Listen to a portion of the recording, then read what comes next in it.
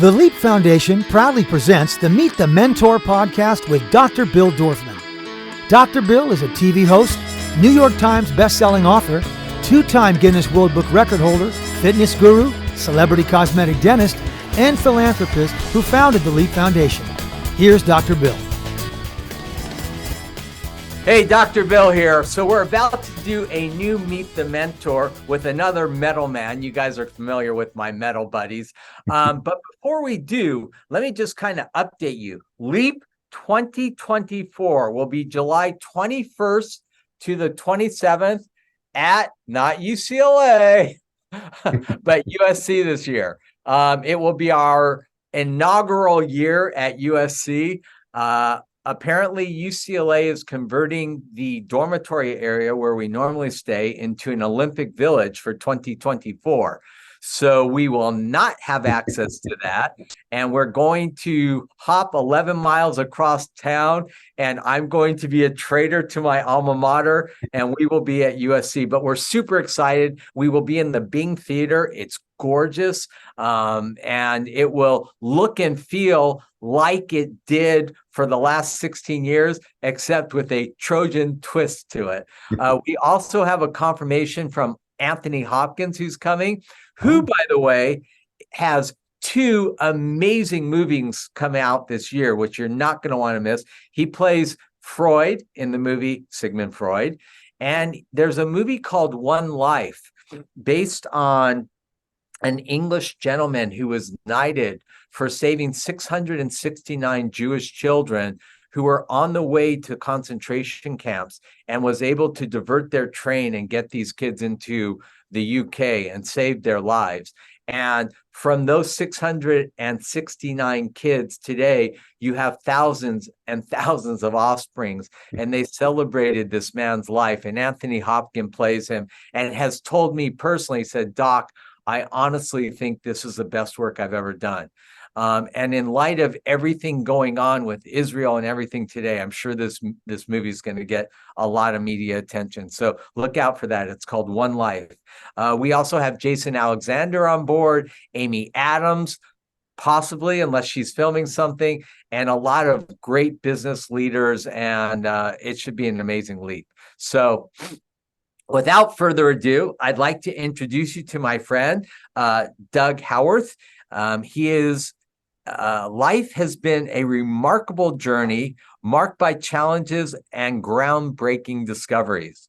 From his fascination with business problems to a life-saving kidney transplant, his path led him to discover hypernomics. What's hypernomics? It's a new business theory that he's going to talk about, so you'll understand it better.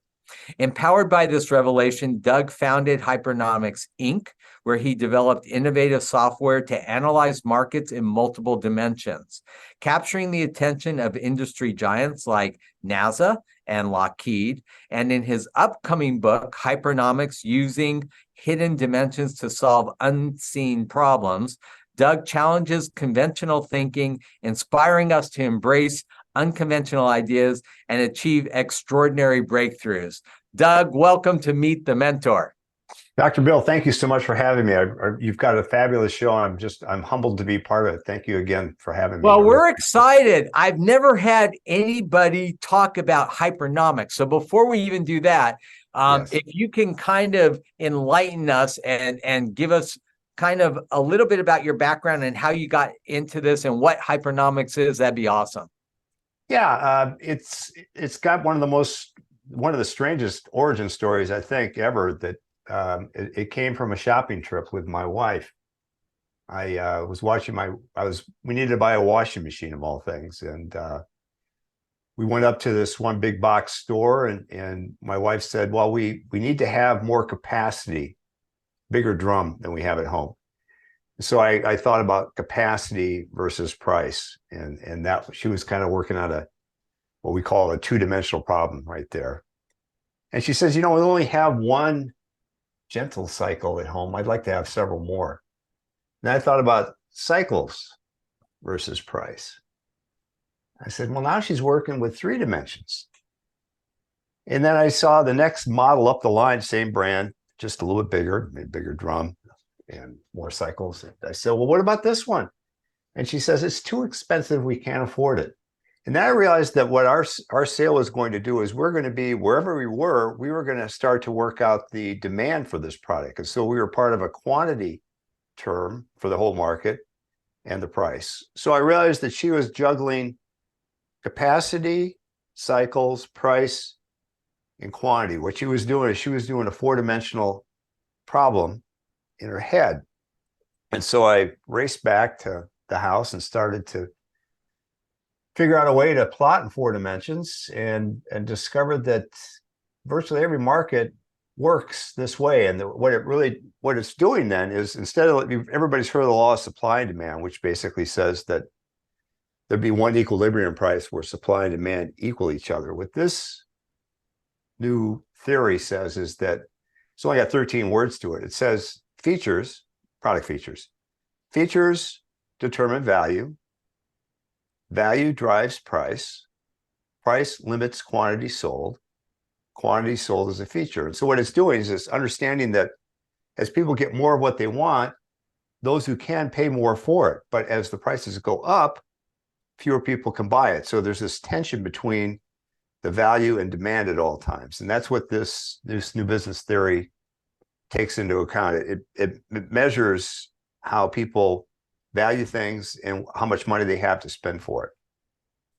It's very interesting. And when you look at, sales are really your endpoint, because you have your four dimensions, and the real, determinant as to how successful your evaluation is really the end game, which is how many did they sell, right? Yes, yes, so exactly right. To be able to coordinate all that and make sense of it. Yeah, what's also very interesting about this, Dr. Bill, is it turns out that what people do in all markets is they self-aggregate, which is to say they form their own responses with respect to value. So basically, if you were to go out and look at electric cars, people agree on what the value of horsepower is and the value of a 7-seater versus a 4-seater versus a 2-seater. People agree on the value, and they're also collectively limited by how much they can spend on the demand plane. So there forms these limits with respect to demand, and then there's an agreement about what things are worth. And so being able to find these points and then show how they work lets you figure out if there's an open space in the market. It lets you figure out if something is overpriced or underpriced, and it lets you figure out how many you could possibly sell based on how the market's forming its barriers. And then, of course, a large component of sales is really the emotional appeal. For instance, if you told me I could go to Italy and pay $1,000, I'd be great. But if I have to sleep like in a hostel, not great. Yes. Right. If you tell me I could pay $10,000, but I'm going to be staying in 5-star hotels with limo service and this and that, that sounds like a much better deal to me than the $1,000 in a hostel. Sure. Yeah. And in fact, back to your point there, you're basically talking, when you go from a hostel to a 5-star hotel, you're talking about a level of comfort. And so when I talk about the generic term features, the comfort or how much space you have is a feature in a product. So, if you fly commercial and you're back in the economy section, you've got a very small seat, and then you move to premium economy, you've got more space. Then you move to business class, you got more space still.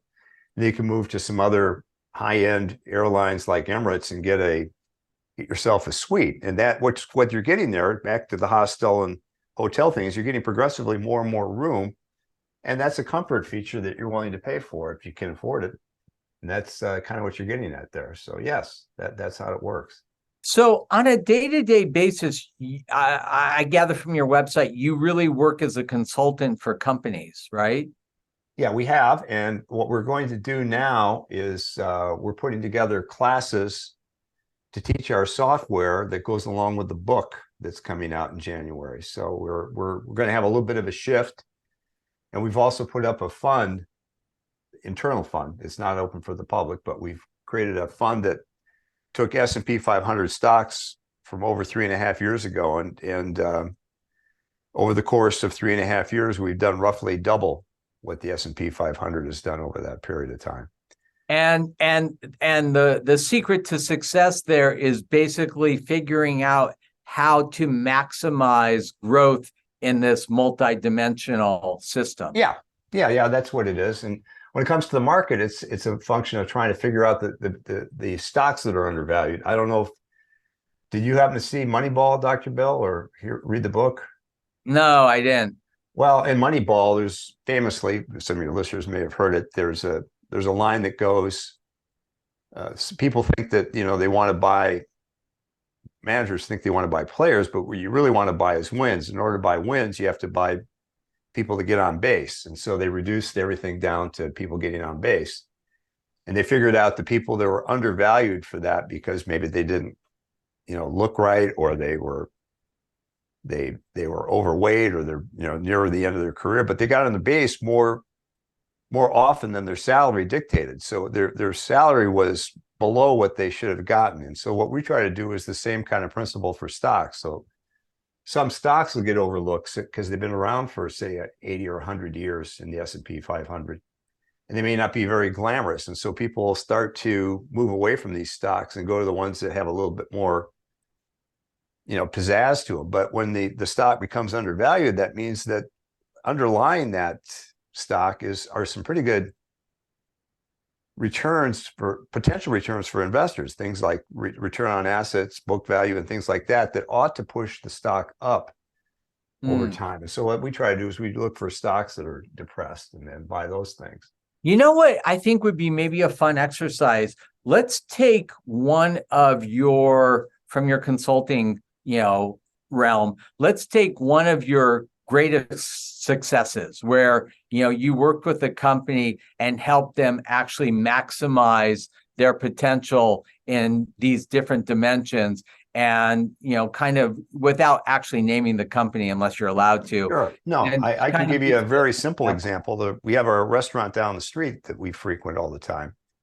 Mm-hmm. And so when COVID hit, people here in California, when COVID hit in early 2020, restaurants were forced to go outdoors, and some restaurants had big patios and some of them had small ones, but everybody tried to push their business outdoors and make a go of it.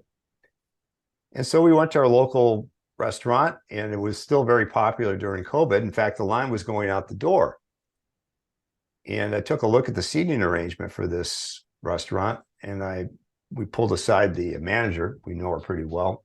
We said, "Hey, Kayla, would you like to make more money?" She says, "Well, of course, Doug, I'd love to make more money." She said, "What do you have in mind?" I said, "Well, what you've got here is you've got these 3 tables of 6 in your patio, and you've got 3 tables of 4, and only a couple of tables of 2. Most of the people that come into your restaurant come in groups of 2, and there's occasionally a lot of people come in as a single. You need to replace some of the big tables with several smaller 2-seat tables, and your revenue will go up." And they did that, and the revenue shot up. And the reason that did that is, I had observed this particular restaurant having this tendency. It turns out that if you study restaurants in the United States, there's 2.25 times as many parties of 2 going to restaurants as there are parties of 4. Now, your results, as they say, may vary depending on what kind of restaurant you are, but there's more chance that you're going to get a party of 2 than there is a party of 4. And so when they rearranged the restaurant that way, and the seating, basically, the number of seats stayed about the same, the throughput went up and their revenues shot up 25% in 2 months. So that's a simple example of that. Yeah. We have another example for companies that are going to have to go nameless, but we worked out the value of safety in aircraft. Interestingly, if you fly airliners, you might notice that, if you fly an airline, you've probably flown on an Airbus airliner or a Boeing airliner if you fly commercial anywhere, or even if you fly private. Some of those people, use Airbus and Boeing products. But what you don't see a lot of is Tupolev. Tupolev is a Russian aircraft manufacturer, and they've got a very safe plane, and it goes their standard Tu-204 goes a little bit faster than the Boeing 737 800, I think it is. Goes a little bit faster than that, carries a few more people. It's got longer range, but yet it sells for only about 80% as much as the Boeing plane list price. And Boeing has sold 8,000 of their 737s of this model, and Tupolev's only sold 70. Well, why is that? Well, it turns out that the Boeing plane is 10 to 20 times safer than this already safe Russian plane. So back to your other point about, wanting to have comfort. Well, the other thing people want to have is safety. And so we proved to this company that if you could improve safety by, say, 10x, which is to say instead of crashing, losing a hull, that's what they call it. Instead of losing a plane once every million hours, you lost a hull once every 10 million hours. If you can improve the safety by 10x, the value of the plane goes up by 50%. And so we did that. Sense to me. Yeah. So yeah, that was a pretty interesting insight that we came up with. So how did you get into this whole thing? I mean, barring the washing machine experience, I mean, you had to have been, in this world way before that. Yeah. I kept wondering why certain business projects failed. I mean, I'd see something that looked like a spectacularly good idea.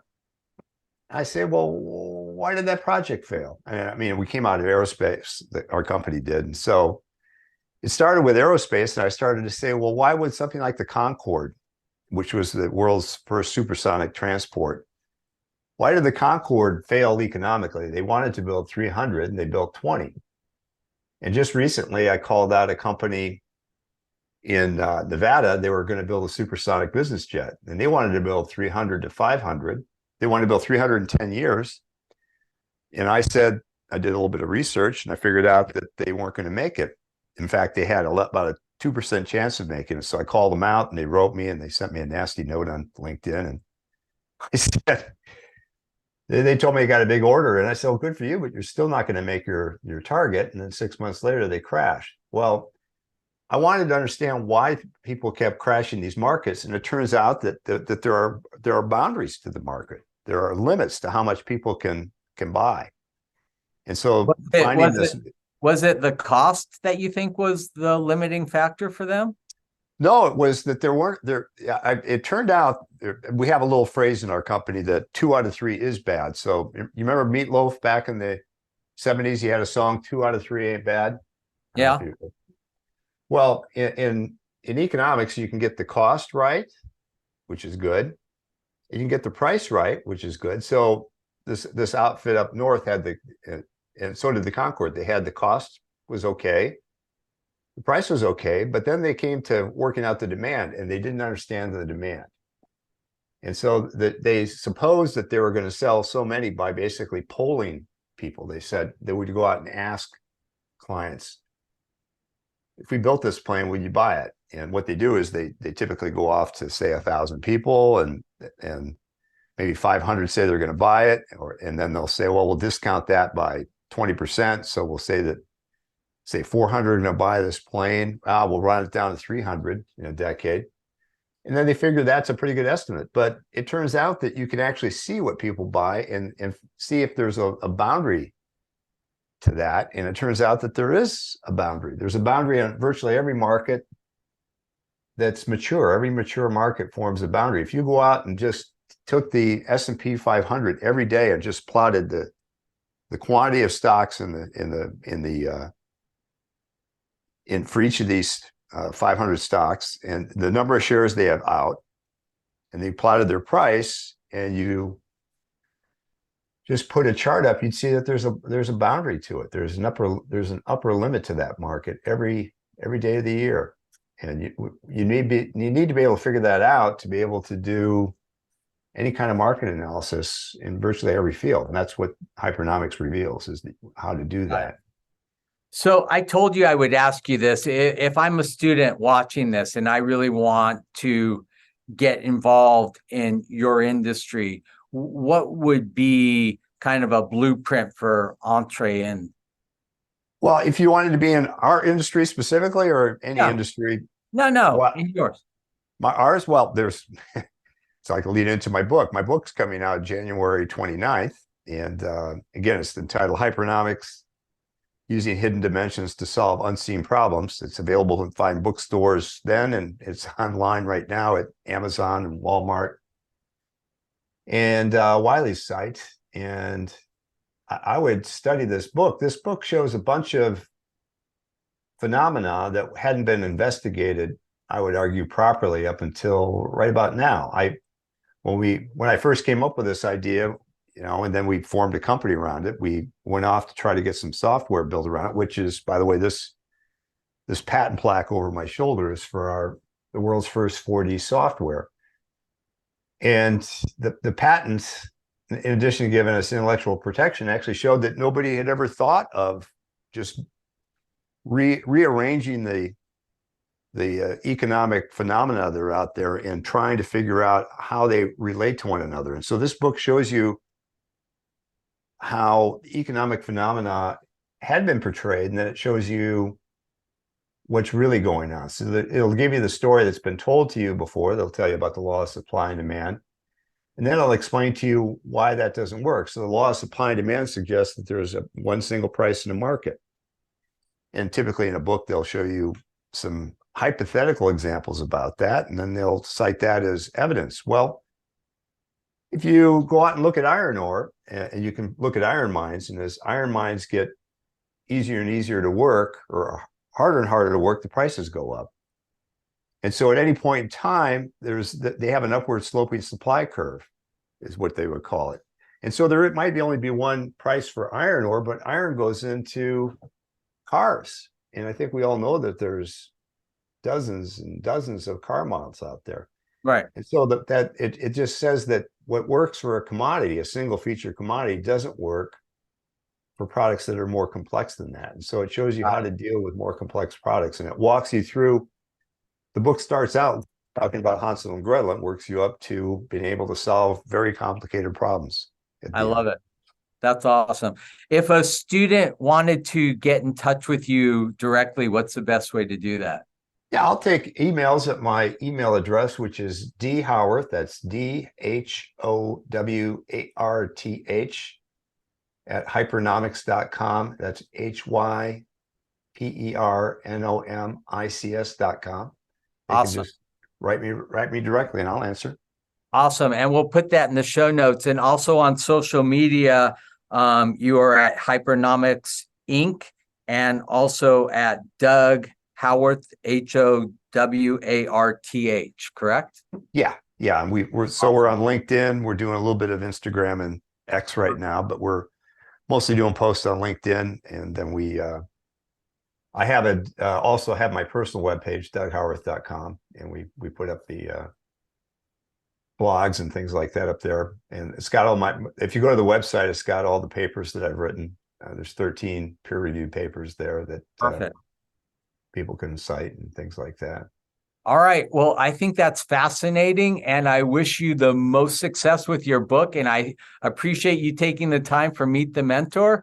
And I hope if we ever go back to Metal Live, I'll see you in person. Yeah, I'd love to be able to get back to live, Dr. Bill. I really appreciate that. All right. Well, thank you, Doug. All right, Dr. Bill, over and out. To learn more about the Leap Foundation, go to leapfoundation.com or find us on Facebook at facebook.com/Leap Foundation or on Instagram at Leap Foundation. Listen to the Meet the Mentor podcast with Dr. Bill Dorfman on Apple Podcasts, Spotify, or wherever you listen to your favorite podcast.